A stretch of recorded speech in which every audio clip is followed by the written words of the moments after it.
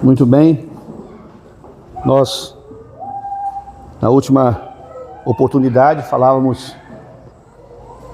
com os irmãos acerca da responsabilidade que há na vida conjugal, casamento. Paulo está escrevendo aos irmãos em Corinto, dando diversos conselhos e ensinos, e ele continua. Esse capítulo é extenso, são 40 versículos, conselhos diversos e precisos e atuais, necessários. E eu queria dizer aos meus irmãos em Cristo que estão aqui, quando nós vamos aconselhar alguém, nós vamos olhar Paulo fazendo isso aqui. Irmãos, especialmente com respeito à vida cristã, se o nosso conselho não pode se fundamentar nas Escrituras, ele não serve. Quantas das vezes a gente vê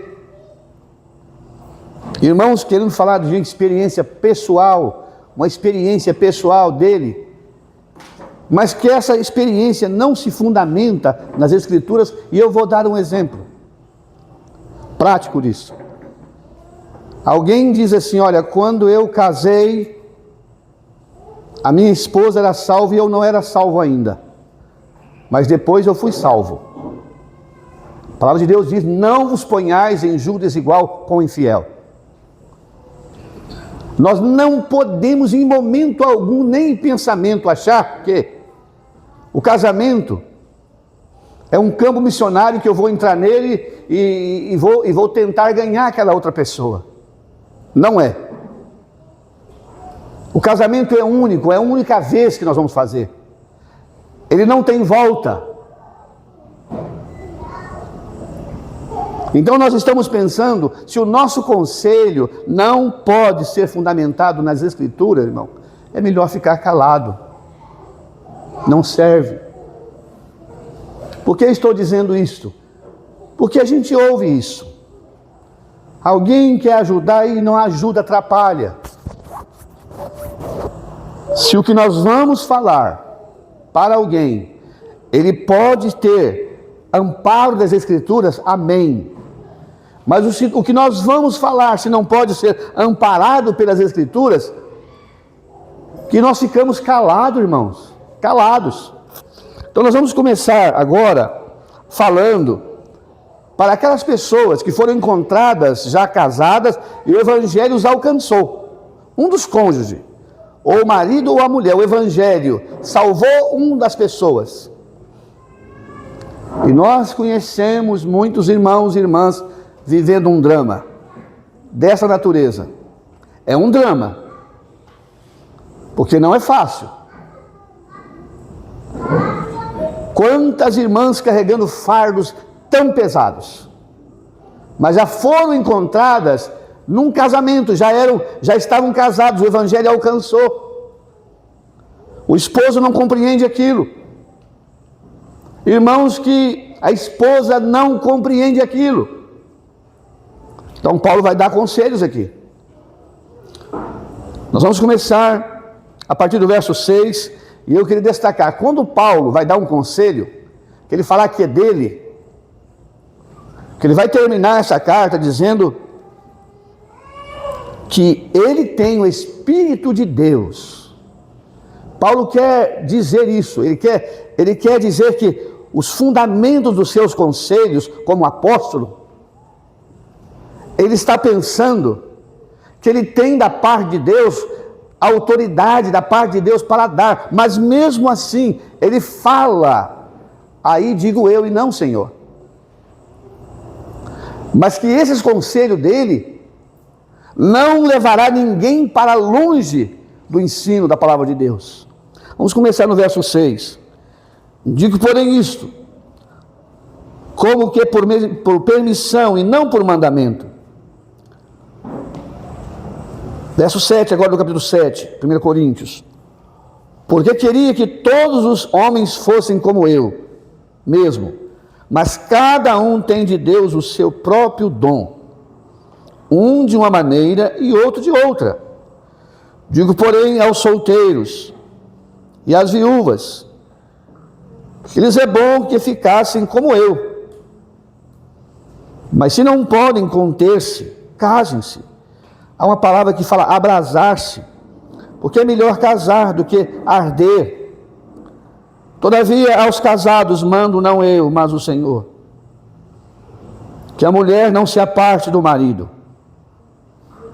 Se porém se apartar, que fique sem casar, ou que reconcilie com o marido, e que o marido não deixe a mulher. Mas aos outros digo eu, não, Senhor, se algum irmão tem mulher descrente, e ela consente em habitar com ele, não a deixe. E se alguma mulher tem marido descrente, e ele consente em habitar com ela, não a deixe. Porque o marido descrente é santificado pela mulher, e a mulher descrente é santificada pelo marido. De outra sorte, os vossos filhos seriam imundos, mas agora são santos. Mas se o descrente se apartar, aparta-se, porque nesse caso, o irmão ou a irmã não está sujeito à servidão, mas Deus chamou-nos à paz. Porque de onde sabes, ó mulher, se salvarás o teu marido? Ou de onde sabe, ó marido, se salvará a tua mulher? E assim cada um ande como Deus lhe repartiu, cada um como o Senhor chamou. É o que ordeno em todas as igrejas. E eu queria agora também, irmãos, ler mais uma vez 1 Pedro. 1 Pedro 3. 1 Pedro 3.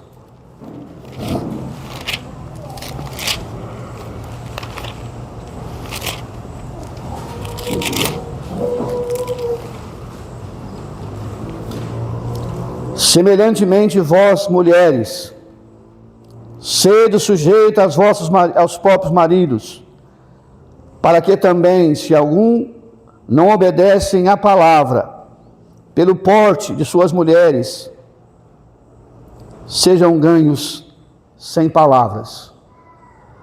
Nós queremos confiar no Senhor para esse tempo de instrução, para que Ele possa nos ajudar nessa meditação. Amém. Então Paulo está encerrando aquelas instruções que pela manhã falamos aqui, do versículo 1 até o versículo 12, ainda falando dos casais cristãos, os dois salvos. Ele está mostrando aqui, e Paulo então, aproveitando esses conselhos, no verso 7, Paulo diz, porque queria que todos os homens fossem como eu mesmo. Sabe, irmãos, alguns dizem que Paulo pudesse ter sido um homem casado, e que por causa, isso são comentários e pensamentos, não há nenhum vestígio bíblico. Agora, ele diz o seguinte, como fosse como ele. Então, Paulo está dando um conselho, por causa do Evangelho, por causa da obra de Deus. Eu estou imaginando, Paulo sentiu da parte de Deus que era melhor ele prosseguir sozinho. Ele não tem nada contra o casamento, pelo contrário, ele encoraja o casamento, ele anima o casamento. Nós vimos aqui os solteiros, as moças, os moços. Mas Paulo sabia que para aquela gloriosa obra, viajando, como ele tinha eu diria, da parte de Deus, um desígnio. Paulo tinha no seu chamamento prisões, algemas. E Paulo então, ele está pensando nisso, nesse grande labor. Aí ele vai dizer, porque eu queria que todos os homens fossem como eu. como eu mesmo, mas cada um tem de Deus o seu próprio dom, um de uma maneira e outro de outra. É interessante, irmãos. A gente cria os filhos, a gente percebe dos nossos filhos, alguns deles manifestam ainda cedo mesmo, essa tendência de que vão desejar ter uma segunda pessoa na vida deles. Você vai perceber isso. Olhando aqui agora, olhando para a palavra de Deus, pensando nesse dom, alguns irmãos ficam solteiros, sem nenhum problema. Eu conheço o irmão, eu não sei se ele passa dos 70 ou para mais dos 70, mas eu tenho uma admiração profunda por ele. Irmãos, eu nunca vi isso aqui, ó. Isto. Eu tenho uma admiração, não vou falar o Senhor, mas profunda, irrepreensível. Um dom. Eu conheci um outro irmão que ficou viúvo muito cedo. Esse irmão experimentou o casamento, criou família. Tinha algum problema ele casar? Não. Mas ele assumiu a viuvez com um propósito. Irei fazer companhia para os meus filhos e filhas que não casaram. Que coisa mais linda, irmãos. Esse irmão faleceu há pouco tempo, aos 99 anos. Não há nenhum vestígio, nenhuma só palavra de mancha na vida desse irmão. Então eu estou pensando nesse dom em que Deus dá a cada um. Somos diferentes uns dos outros. Agora observa bem, Paulo agora vai dirigir: digo, porém, aos solteiros e às viúvas, que lhe é bom se ficassem como eu. Agora ele vai direto aos solteiros e às viúvas. Nós sabemos o que Paulo quer dizer. A responsabilidade de um casamento, irmãos. O casamento é bênção de Deus, é algo divino. Mas, meus irmãos, não é uma brincadeira. Irmãos, eu conheço pessoas que casaram, não passaram 6 meses casados, não chegaram a 1 ano de casamento. Irmãos, nós vamos entrar no casamento para nunca mais sair. É por isso que Paulo está falando com muita seriedade, com muita propriedade. Então ele está falando, está dando um conselho, mas ele não está dizendo isso, que isso é uma norma. Ele vai falar aqui. Mas se não podem conter-se, casem-se. Se está difícil manter-se solteiro, case-se.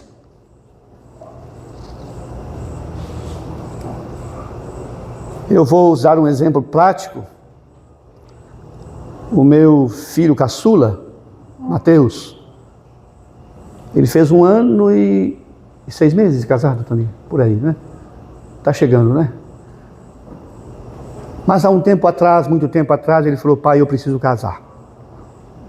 Eu preciso casar, pai. E a gente entende, e é necessário mesmo. E sabe, irmãos, e a moça mora longe, é 300 quilômetros, não é perto não. Tenho muita dificuldade de entender namoros que vão se prolongando 5, 6, 7 anos para crente. E quando ele falou de casar, meu filho, é isso. Tem todo o nosso apoio. Se você tem certeza da vontade de Deus, se você tem certeza, convicção, e ela tem convicção, não há como adiar. Então vamos trabalhar para isso. E trabalhamos durante esses 2 anos, os irmãos que nos conhecem, no aspecto de preparar uma pequena, uma parte da nossa casa, dividimos aquele terreno e dividimos com eles. Então, resumindo, ele casou tem esse ano e pouco. A necessidade de alguns irmãos, de irmãs, para o casamento, para uns é mais forte do que para outros. Para alguns irmãos ficar solteiro, lidam com essa situação com facilidade. Mas para outros não. Então Paulo está dizendo, mas se não pode conter, se case-se, porque é melhor casar. A palavra aqui, irmãos, é ficar, é arder. A mente está ardendo de paixão para qualquer um dos dois, não é só para o homem, para a mulher. E essa paixão, ela é algo forte, dominante. É isso que ele quer dizer. Eu tenho certeza que vocês estão me entendendo, porque eu não preciso ser mais explícito. Então, irmãos, essa paixão pode sim levar-nos a perigos. Paulo está dizendo aqui. Agora ele vai dizer, todavia aos casados mando, não eu, mas o Senhor, que a mulher não se aparte do seu marido. O nosso assunto aqui não é tratar do divórcio, não, de forma nenhuma. Mas o assunto aqui, Paulo está mostrando, orientado pelos mesmos ensinos de Marcos, capítulo 10, Mateus 19, baseado no princípio divino, que o casamento é insolúvel. O casamento não se dissolve. No propósito de Deus, só a morte pode separar. Só a morte separa. Agora Paulo dá um outro conselho em seguida. Se porém se apartar, que fique sem casar. Há uma possibilidade, irmãos. Essa possibilidade é real. Eu vou contar uma outra experiência. Há muitos anos atrás, não vou falar nome, há muitos anos atrás nós moramos em Belo Horizonte. E eu me lembro muito bem, um irmão tão querido, tão amado, esforçado, quanto aquela esposa não salva, incrédula, assim que ele se converte, aquela mulher virou o avesso. Aquela mulher fez tudo o que podia para prejudicar aquele irmão, tudo. Mas aquele irmão firme, aquele irmão, eu diria que ele tem esse dom gracioso, bondoso, um coração amoroso, suportando. E aquilo perdurou, meus irmãos. Mas chegou um momento em que ela falou para ele assim, você tem que escolher entre eu e esse Cristo aí. Esse Jesus e eu. Esses irmãos e eu. Não, eu quero ficar com você, eu quero ficar com Cristo, quero ficar com os meus irmãos. Não, tem que escolher. E aí, meus irmãos? Como fazer? Como conciliar? Irmãos, a vida é real, isso existe. Essa mulher abandonou esse homem. Ela foi embora. Esse irmão ficou sozinho com a filha, a criou sozinho. E eu vou dizer, esse homem perdoou essa mulher. Anos depois, ela deu a que se converteu, ela perdoa aquela mulher volta, mas era simplesmente uma fachada e ela faz pior do que antes. Aí, meus irmãos, esse irmão é um exemplo de vida para mim. Para mim, ele é um exemplo dos mais... Agora, eu não posso compenetrar na dor dele. Eu não posso. Eu não posso dizer para ele que eu sinto, meu irmão, muito. Olha, eu sinto exatamente o que você sente. Não posso. É hipocrisia nossa. É mentira nossa.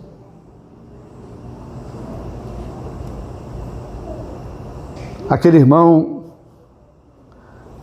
vou expressar aqui, meus irmãos, ele é um dos anciãos da igreja ali, aonde eu posso estar em algum momento. Que irmão querido. O tempo fez com que ele envelhecesse, irmãos. O sofrimento, a dor. Então Paulo está dizendo aqui, se apartar, que fique só. Que fique sem casar. Ou que reconcilie com o marido. E que o marido não deixe a sua mulher. Irmãos, há situações que para a gente compenetrar é muito difícil. São situações que sobrepujam a nossa sabedoria, a nossa compreensão. Paulo está mostrando aqui que os seus pensamentos estão em harmonia com os pensamentos do Senhor Jesus Cristo. Porque, meus irmãos, não existe abertura aqui, irmãos, para um segundo relacionamento enquanto o cônjuge viver. Olha bem, versículo 39, adiantando um pouquinho, lá no final: a mulher casada está ligada pela lei a todo tempo em que o marido viver. Aí,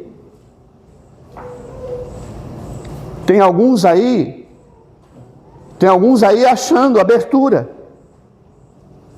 Tem alguns teólogos aí fazendo que não é possível. Foi ele que foi traído, então ele está livre. Foi ela que foi traída, está livre. Eu queria que nós olhássemos para Lucas 16, 18.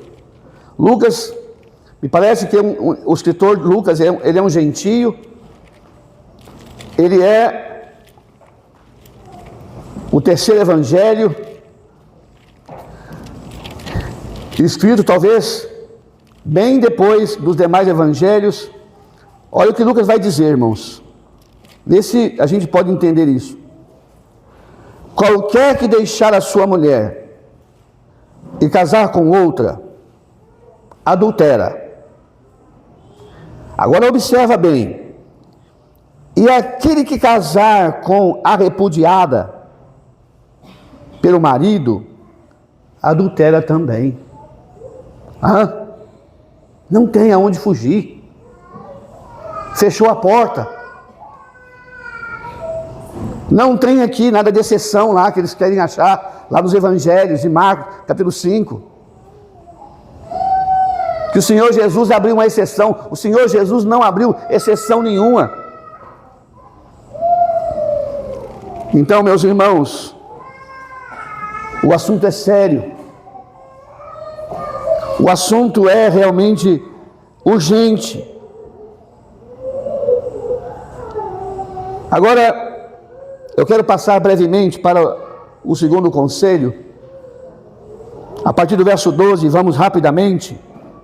Mas aos outros digo eu, e não o Senhor: se algum irmão tem mulher descrente, ele consente em habitar com ela, não a deixe. Irmãos, isso é um dilema. Nós enfrentamos esses dilemas em Maringá.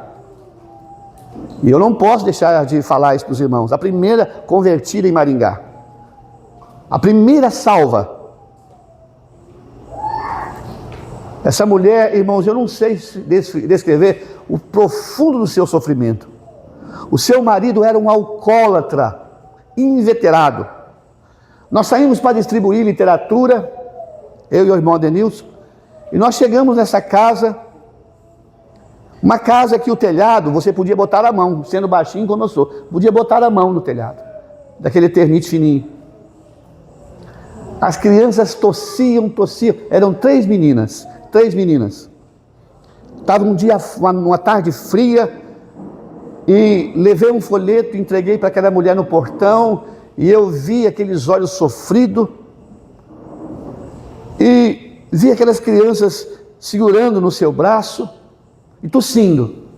E eu disse àquela senhora: olha, nós vamos fazer reunião de pregação do Evangelho hoje à noite, e eu queria te convidar, estamos convidando pessoas aqui. Aquela mulher foi assistir a reunião. Mas as crianças estão tossindo muito. E eu dei um xarope para aquela mulher, um vidro de xarope. Nós também tínhamos crianças naquela época, nossos filhos eram pequenos. O que eu vou resumir: aquela mulher se converteu ao Evangelho. Aquela mulher, irmãos, ela foi para nós uma Lídia nos primeiros dias. Irmãos, ela tinha um coração evangelístico. Quase todas as vezes ela tinha alguém para levar na reunião. Mas, meus irmãos, o seu sofrimento foi aumentando. Irmãos, tinha dia que a gente não sabia o que falar. Era muito sofrimento. Pensa num homem maligno. Pensa num homem, eu não sei descrever, a sua malignidade era tamanha. Por mais que você tentasse socorrer, ajudar, ainda assim, irmãos, era pouco. Irmãos, era o início de um trabalho pioneiro. Irmãos, nós dividimos o nosso pão muitas vezes com essa irmã, mas isso é insuficiente.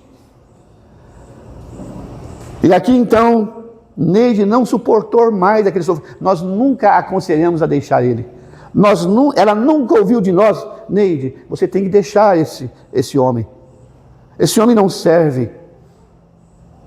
Mas chegou um dia que a Neide não suportou mais, irmãos. Ela tem os seus pais na cidade de Santa Catarina e ela então vai embora. Ela não suportou mais, era um fardo. Paulo está dizendo aqui: mas aos outros digo, não, Senhor, se algum irmão tem mulher descrente e ela consente em habitar com ele, não a deixe. E se uma mulher tem marido descrente e ela consente em habitar com ele, não o deixe. Na prática, irmãos, nenhum de nós sabe. Eu não estou aqui de forma alguma falando que, não, o caminho é a separação. Porque a gente já viu o inverso. A gente já viu irmãs ganhando seus cônjuges. A gente já viu isso acontecer também na prática. Nós temos ali casais que reúnem conosco. Mas eu me lembro de um casal que nós estudamos com eles durante quase 8 meses. 8 meses. Até a salvação do primeiro e do segundo.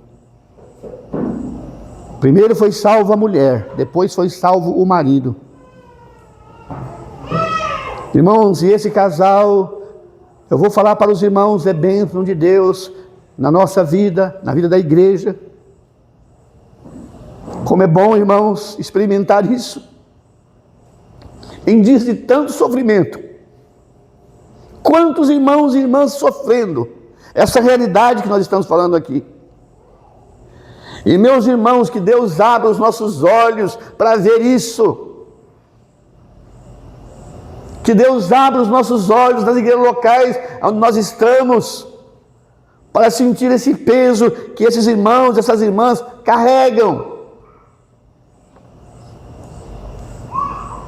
Mas Paulo não dá esse conselho para que, diante da situação agravante, um dos lados se separe. Agora Paulo fala no verso 14 aqui, irmãos, porque o marido descrente é santificado. Ah, quantas interpretações errôneas. Aqui esse santificado aqui, irmãos, não está ligado à salvação, que a salvação é transferida, não. De forma nenhuma.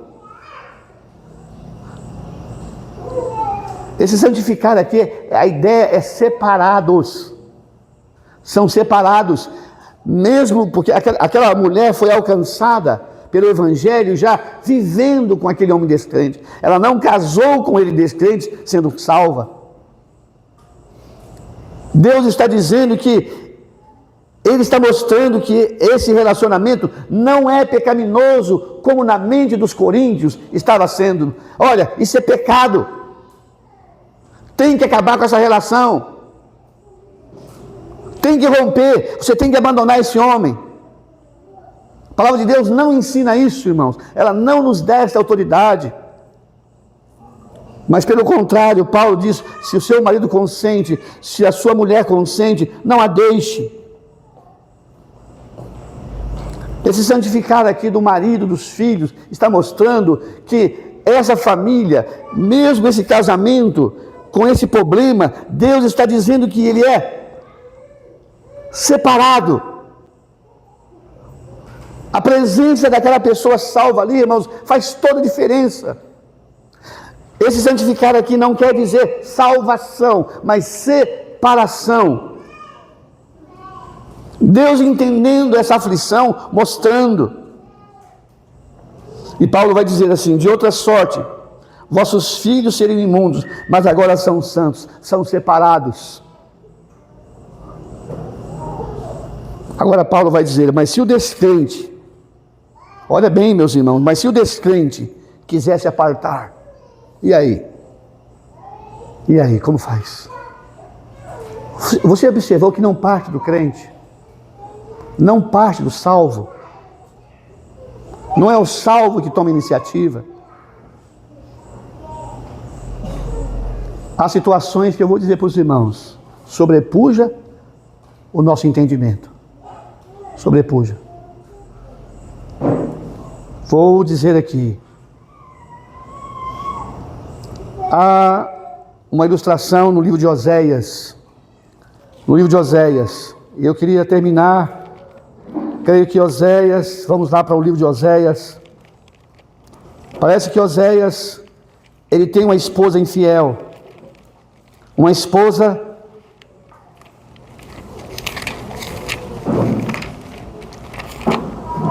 Oséias, já vou citar o capítulo.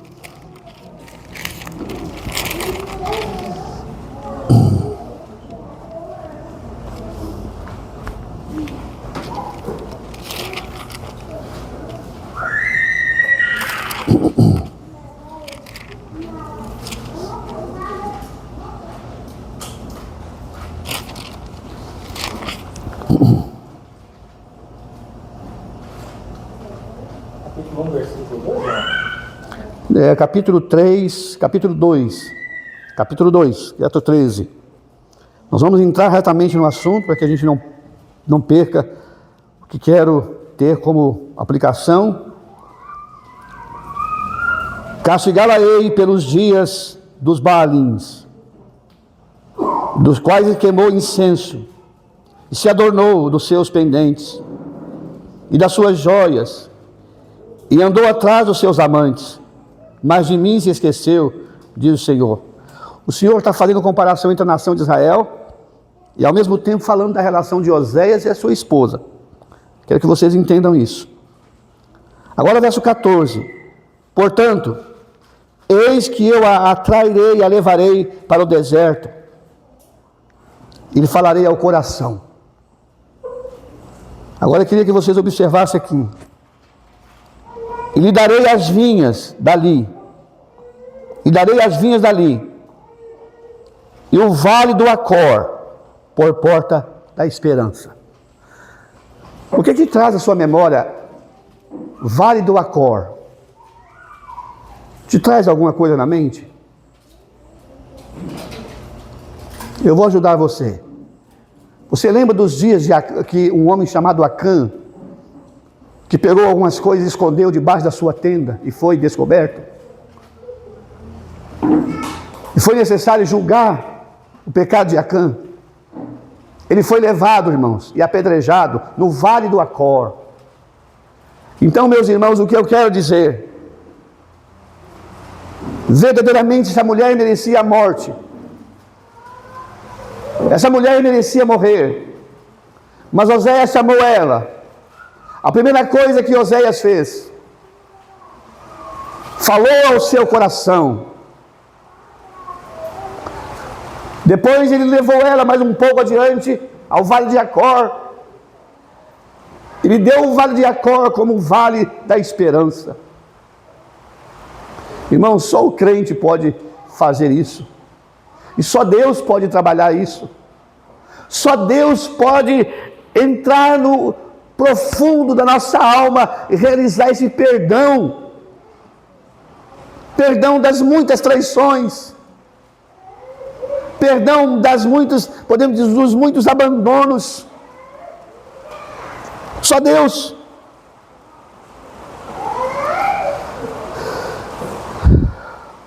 Então Paulo agora diz: o Senhor não nos chamou à servidão, mas nos chamou à paz. Eu conheço irmãos e irmãs que estão vivendo. Nós temos um exemplo vivo conosco. E eu não posso deixar de citar esse querido irmão aqui na frente. Eu não posso. Eu já disse a ele. Isso é um exemplo de pai, um pai que foi pai e mãe dos seus 3 filhos, criando-os na disciplina e admoestação do Senhor. Eu não sei se há um exemplo maior do que o nosso irmão, Nós que o conhecemos sabemos das suas muitas lutas. Nós sabemos. E eu diria aos meus irmãos em Cristo, nós somos responsáveis por orar por esse irmão, por colocá-lo diante do trono da graça, pedir que Deus de fato o preserve, o ajude, o encaminhe, porque, meus irmãos, eu não conheço muitos Nilson, eu não conheço muitos Alexandre, eu não conheço. O Nilson sabe quem é o Alexandre que eu estou falando. Não tem muitos irmãos. Irmãos que por causa do Senhor, irmãos, eles resolveram viver assim. Que Deus, na graça dele, nos ajude, irmãos. Que o Senhor, nesses dias, nos desafie a ser melhores maridos, melhores esposas, melhores filhos, melhores irmãos. Que o Senhor nos ajude. Amém.